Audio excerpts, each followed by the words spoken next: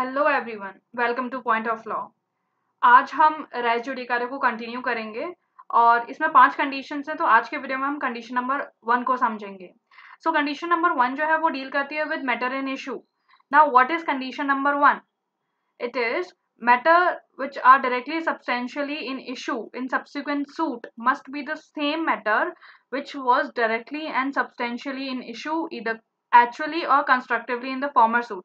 यानी कि वो मैटर जो कि सब्सिक्वेंट सूट में मेजर इशू है, डायरेक्टली एंड सब्सटेंशियली इशू में है, वो मैटर सेम होना चाहिए प्रीवियस सूट में भी।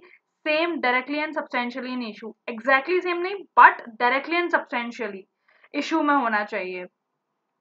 और या तो वो प्रीवियस सूट में एक्चुअली इशू में होना चाहिए या फिर कंस्ट्रक्टिवली इशू में होना चाहिए। तो यहाँ पे अगर हम लोग देखें तो कीवर्ड्स क्या हैं इस directly and substantially. What is directly and substantially means? Actually क्या होता है? Constructively in issue, actually in issue, what these terms means. तो हम समझते हैं कि directly and substantially in issue का मतलब क्या होता है, यानी कि वो मैटर जो कि एक्चुअली इशू में है, जो कि कंस्ट्रक्टिवली है इशू में, यानी कि वो मैटर जिसके रिगार्ड में पार्टी जो है वो रिलीफ मांग रही है कोर्ट से। सो यानी कि the matter in respect of which the relief is claimed by the plaintiff, that is the matter which is directly and substantially in issue. यानी कि इस रिगार्ड में पार्टी जो है वो रिलीफ चाह रही है कोर्ट से और इसलिए वो कोर्ट के पास आई है। ये जो है इट इज डिफरेंट, ये जो डायरेक्टली सब्सटेंशियली है it is different from the matter which is collaterally or incidentally in issue. यानी कि वो मैटर जो कि इंसिडेंटली इशू में है, यानी कि उस मैटर, वो मैटर जिसके रिगार्ड में कोई रिलीफ तो क्लेम नहीं किया जा रहा है, पर इस मैटर को इशू में लेकर आना, इशू बनाना जरूरी था जिससे कि जो matter directly and substantially issue में है उस पर डिसीजन दिया जा सके, उसको एडजस्ट किया जा सके। सो matter collaterally or incidentally in issue means the matter in respect of which no relief is claimed but yet it is put in issue to enable the court to adjust the matter which is directly and substantially in issue। तो अगर कोई भी matter कोलेट्रली or incidentally issue में होता है तो वो race judicata की तरह ऑपरेट नहीं करता है। उस इशू पे जो डिसीजन होगा वो रेस जुडिकाटा की तरह ऑपरेट नहीं करेगा। पर वो मैटर जो डायरेक्टली एंड सब्सटेंशियली इशू में है, यानी कि वो मैटर इसके रिगार्ड में प्लेंटिफ रिलीफ मांग रहा है कोर्ट से, वो मैटर होता है directly and substantially in issue. और जो भी डिसीजन इस इशू पे आता है, इस सूट में आता है, वो रेस जुडिकाटा की तरह ऑपरेट करता है। So this is the basic meaning of what directly and substantially in issue means. अब ये actually in matter actually in former suit or matter constructively in former suit, इसका मतलब क्या है? तो जो सेक्शन 11 इसमें कुछ कंडीशंस दे, इसमें कुछ एक्सप्लेनेशंस दे रखे हैं। Okay, so these explanations are very important. Explanation 8 जो है वो डील करता है with matter actually in issue. अब मैटर एक्चुअली इन इशू होता क्या है? यानी कि matter which is when alleged by one party and denied or admitted by the other party. यानी कि एक पार्टी कुछ कह रही है, कोई इशू रेस कर रही है, कोई एलिगेशन लगा रही है, दूसरी पार्टी उसको या तो एक्सेप्ट कर रही है या फिर डिनाई कर रही है। नॉर्मली प्लेंटिफ जो है वो अपने एलिगेशंस लेकर आता है अगर किसी भी रिगार्ड में, पार्टीशन के रिगार्ड में सूट है या फिर पोजेशन ऑफ प्रॉपर्टी के रिगार्ड में सूट है। पार्टी बोल रही है कि, प्लेंटिफ बोल रहा है कि ये प्रॉपर्टी मेरी है, और ऑन दी अदर हैंड दूसरी पार्टी उसको डिनाई कर रही है। वो बोल रही है नहीं, ये प्रॉपर्टी तुम्हारी नहीं है, ये प्रॉपर्टी किसी और को बिलोंग करती है, मुझको बिलोंग करती है। सो जब कोई भी ऐसा मैटर, कोई भी ऐसा इशू जो कि एक पार्टी एलेज करती है, दूसरी पार्टी उसको डिनाई करती है, एडमिट करती है, that is the matter which is actually in issue. यानी कि इसी के रिगार्ड में मेजरली सूट इसी के रिगार्ड में डील करता है। यही एलिगेशन है जो पार्टी ने अपने प्लीडिंग्स में रेज करे हैं। Now what is matter constructively in issue, इससे डील करता है explanation 4। Matter constructively in issue means the matter which might and ought to have been made a ground of attack or defense in the former suit but has not been so made and hence it shall be deemed to be a matter directly and substantially in issue in such suit। यानी कि वो ऐसा matter जो कि एक ऐसा कोई भी मैटर जो कि एक ग्राउंड ऑफ अटैक और या फिर एक ग्राउंड ऑफ डिफेंस हो सकता था फॉर्मर सूट में। यानी कि जो प्रीवियस सूट था, यानी कि जो फॉर्मर सूट था उसमें जो प्लेंटिफ था वो ये एलिगेशन ले सकता था, लगा सकता था, या फिर डिफेंडेंट जो था वो डिफेंस ही वाला ले सकता था, बट उन्होंने अपनी जो प्लीडिंग्स है उसमें ऐसा कोई भी एलिगेशन है, ऐसा कोई भी ग्राउंड ऑफ अटैक और डिफेंस नहीं लिया। ठीक है, तो ऐसा मैटर जो कि हो सकता था एक ग्राउंड ऑफ अटैक और डिफेंस, बट उसको फॉर्मर सूट में प्लेंटिफ और डिफेंडेंट ने उसको ग्राउंड ऑफ अटैक और डिफेंस नहीं बनाया है, तो इसको भी डीम कर दिया जाता है कि ये मैटर जो है, ये जो ग्राउंड्स हैं, ये डायरेक्टली एंड सब्सटेंशियली इशू में ही हैं। ऐसा क्यों किया जाता है? ऐसा इसलिए किया जाता है जिससे कि प्लेंटिफ और डिफेंडेंट अपना पूरा जो इशू है, अपना पूरा जो केस है, वो एक पर्टिकुलर इशू के रिगार्ड में जो भी पूरा केस है वो एक ही सूट में लेकर आ जाएं अपने सारे इश्यूज उस एक पर्टिकुलर कॉज ऑफ एक्शन के रिलेशन में। बिकॉज अगर प्लेंटिफ और डिफेंडेंट नहीं लेकर आएंगे तो फिर तो उनको एक एक्सक्यूज मिल जाएगा कि वो इसको एक नया कॉज ऑफ एक्शन बना देंगे और एक फ्रेश सूट फाइल कर देंगे, तो लिटिगेशन तो कभी एंड होगा ही नहीं। तो उससे कोप अप करने के लिए, उसको प्रिवेंट करने के लिए कंस्ट्रक्टिवली जो मैटर कंस्ट्रक्टिवली इन इशू होते हैं उनको भी सब directly and substantially in issue में मान लिया जाता है। यानी कि वो मैटर जो कि पार्टी जो है ग्राउंड ऑफ अटैक या फिर एक ग्राउंड ऑफ डिफेंस बना सकती थी अपने फॉर्मर सूट में, बट उसने नहीं बनाया, तो उसके बाद भी इनको डीम कर लिया जाएगा कि ये matter directly and substantially issue में है। Okay, now what the term might and ought means. Might का मतलब है कि एक पार्टी जो थी उसको ऑलरेडी नॉलेज थी कि वो ये ग्राउंड ऑफ अटैक या फिर एक ग्राउंड ऑफ डिफेंस वो ले सकता था at the time of the previous suit, farmer suit के टाइम पे, बट उसने वो नहीं लिया। एंड ऑट जो है इसका मतलब ये है कि ये पार्टी को कंपेल करता है कि ये जो ग्राउंड ऑफ अटैक और डिफेंस था जो तुम्हारी नॉलेज में था but you have not taken, then it compels the party कि तुम इस ग्राउंड को लो, इस ग्राउंड को अपनी प्लीडिंग्स में डालो। तो इस अगर हम इसको कंस्ट्रक्टिव रेज जुडिकाटा को के इलस्ट्रेशन से समझें तो एक जैसे फॉर एग्जांपल ए ने बी के अगेंस्ट सूट फाइल किया प्रॉपर्टी के पोजेशन के लिए on the basis of ownership कि मैं इस प्रॉपर्टी का ओनर हूं, मुझे पोजेशन चाहिए। सूट डिसमिस कर दिया गया। फिर दोबारा ए ने बी के अगेंस्ट सूट फाइल किया और उसने पोजेशन क्लेम किया एज अ मॉर्टगेजी। तो ये जो सेकंड सूट है this is barred. Why is it so? Because ये जो ग्राउंड है जो उसने सेकंड सूट में लिया कि आई एम द मॉर्टगेजी, तो ये ग्राउंड तो वो पहले वाले सूट में भी रेस कर सकता था। तो ये जो ग्राउंड है जस्ट बिकॉज वो पहले वाले सूट में भी रेस कर सकता था, तो ये डायरेक्ट कंस्ट्रक्टिवली इन इशू हो गया ये वाला मैटर। और बिकॉज पहला वाला सूट डिसमिस हो गया तो ये वाला सूट तो ये रेस जुडिकाटा की तरह ऑपरेट करेगा सेकंड सूट में।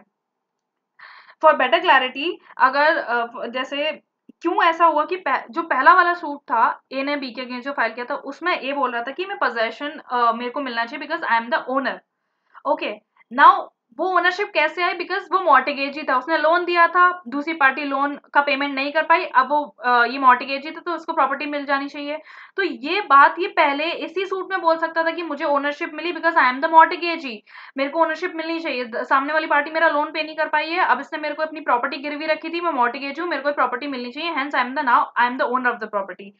तो ये वाला सूट डिसमिस कर दिया गया, ये क्लेम नहीं कोर्ट ने एक्सेप्ट किया। अब दूसरा सूट ए बी के अगेंस्ट फाइल कर रहा है दोबारा और इसमें ये बोल रहा है कि मुझे पोजेशन दो बिकॉज आई एम द मॉर्टगेजी। अब यहाँ पे वो बोल रहा है कि मैं मॉर्टगेजी हूँ, तो ये ग्राउंड तो वो पहले वाले फॉर्मर सूट में भी ले सकता था बट उसने नहीं लिया, तो वो ये जो ग्राउंड है वो कंस्ट्रक्टिवली इन इशू में मान लिया जाएगा एंड सूट को रेस जुडिकाटा की तरह सूट ऑपरेट करेगा, अब ये इशू ऑपरेट करेगा। Now there is one different illustration which says कि ए जो है वो मॉर्टगेजर है और in the capacity as a mortgagor, यानी कि यहाँ पे कैपेसिटी क्या है कि मॉर्टगेजर है वो, और ए मॉर्टगेजर की तरह बी को सू कर रहा है किस कैपेसिटी में कि ये मॉर्टगेजर है और इसने बी को सू किया for redemption of the property कि मैंने अब तुम्हारा ए बी को बोल रहा है कि मैंने लोन आपका पे कर दिया, अब जो मेरी प्रॉपर्टी है जो मैंने गिरवी रखी थी वो मेरे को वापस दे दो। तो इसने रिडेम्पशन ऑफ प्रॉपर्टी के लिए सूट फाइल किया और इसने ये भी बोला कि इसने जब प्रॉपर्टी मॉर्टगेज करी थी विद पोजेशन दी थी बी को। तो यहाँ पे इस वाले केस में मॉर्टगेज प्रूव नहीं हो पाता और सूट डिसमिस हो जाता है। अब ए दोबारा से सूट फाइल करता है बी के against for possession claiming to be the owner of that property. तो ये जो सेकंड सूट है ये पार्ट नहीं है। रीजन बीइंग पहले वाली कैपेसिटी जो थी वो थी मॉर्टगेजर की, वहां वो बोल रहा था कि मैं मॉर्टगेजर हूँ, मैंने बी को पोजेशन दिया, अब now I have repaid the loan, मैंने लोन का रीपेमेंट कर दिया है, अब मुझे मेरी प्रॉपर्टी दे दो। तो मॉर्टगेज वहां पे प्रूव नहीं हो पाया और वो सूट डिसमिस हो गया। अब दूसरा सूट फाइल किया तो यहाँ पे ए जो है वो क्लेम कर रहा है कि मैं प्रॉपर्टी का ओनर हूं और मुझे प्रॉपर्टी पोजेशन चाहिए। तो यहाँ पे जो उसकी कैपेसिटी है वो है ओनर, यहाँ पे वो सिंपली अपनी ओनरशिप के लिए सूट फाइल कर रहा है कि मुझे वापस से मेरा own because I am the owner तो मुझे मेरी प्रॉपर्टी चाहिए। तो यहाँ पे जो कैपेसिटी है दैट इज डिफरेंट, इसलिए ये सूट जो है वो बार नहीं है और ये रेस जुडिकाटा की तरह ऑपरेट नहीं करेगा। फ्रेश सूट जो है जो ए ने बी के अगेंस्ट फाइल किया है फॉर ओनरशिप वो वो फाइल कर सकता है and the previous suit will not operate as res judicata in this suit.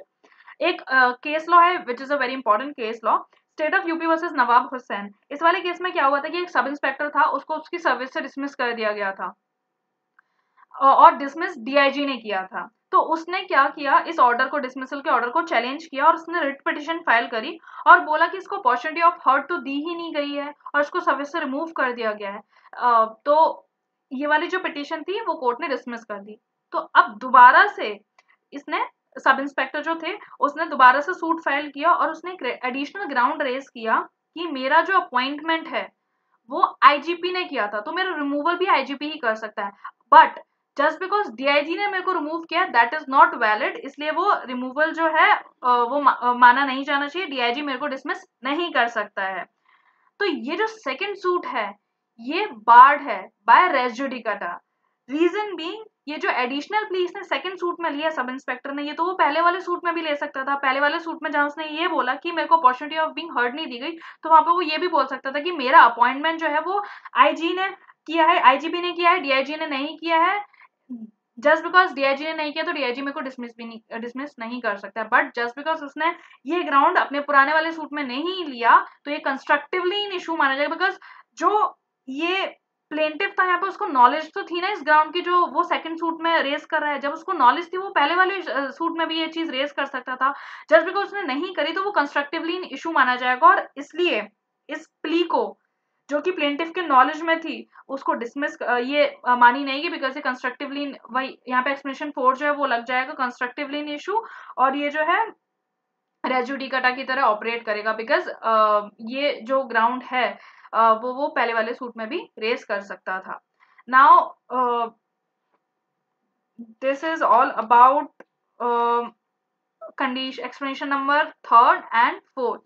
अब हम बात करेंगे एक्सप्लेनेशन 1, जो कि जिसमें एक्सप्लेनेशन 1 बोलता है कि a court shall not try any suit और इशू। यहाँ पे जो वर्ड यूज हुआ है वो है सूट और issue.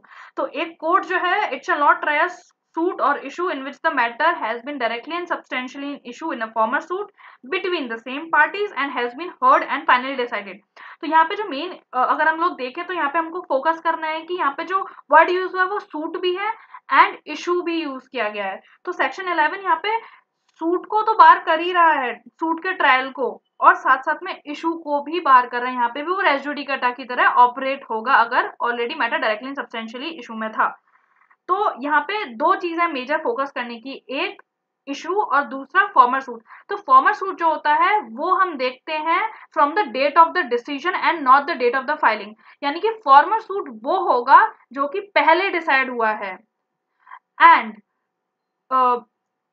suit decided prior to the suit in question whether or not instituted prior. This is what former suit means.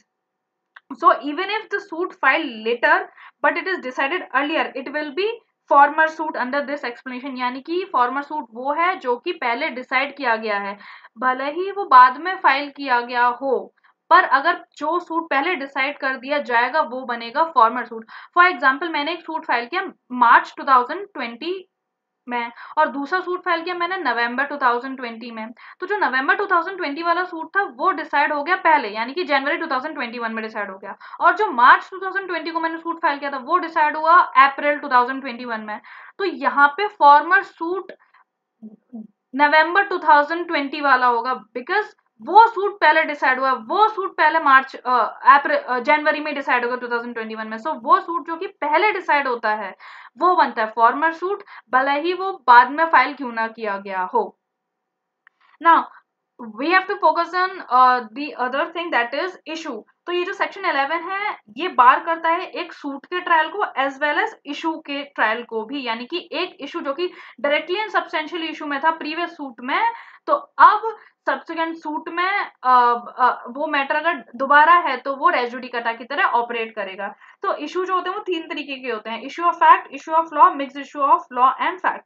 So decision जो कि इशू ऑफ फैक्ट पे and mix issue of fact and law पे दिए जाते हैं वो constitute करते हैं रेस जुडिकाटा। बट वो जो कि pure question of law involve करते हैं और कंप्लीटली अनरिलेटेड हैं फैक्ट से, तो वो जो है वो रेज जुडिकाटा की तरह ऑपरेट नहीं करते because it gives rise to a right. For example अगर डिसीजन जो है वो रिलेट करता है जुरिस्डिक्शन से कि whether a court has jurisdiction or not to try the proceedings, जो अर्लियर प्रोसीडिंग्स जो हुई थी प्रीवियस सूट था उसमें जो मेन जो डिसीजन था इट वाज वो जुरिस्डिक्शन से रिलेट कर रहा था कि कोर्ट के पास जुरिस्डिक्शन है प्रोसीडिंग्स को ट्राई करने का, इस सूट को ट्राई करने का। तो ये जो है ये प्योर क्वेश्चन ऑफ लॉ है, इसलिए ये रेज जुडिकाटा की तरह ऑपरेट नहीं करेगा। Now moving on to explanation number 7. Explanation 7 ये बोलता है कि जो भी प्रोविजन है सेक्शन 11 का ये एग्जीक्यूशन प्रोसीडिंग्स पे भी अप्लाई होता है। So this is all about condition number 1, that is matter and issue. ये सारे इसके important points हैं which one should keep in mind while dealing with it. That's all for today. And in case of any query, clarification, questions, you can put them in the comment section below. Thank you guys. That's all for today.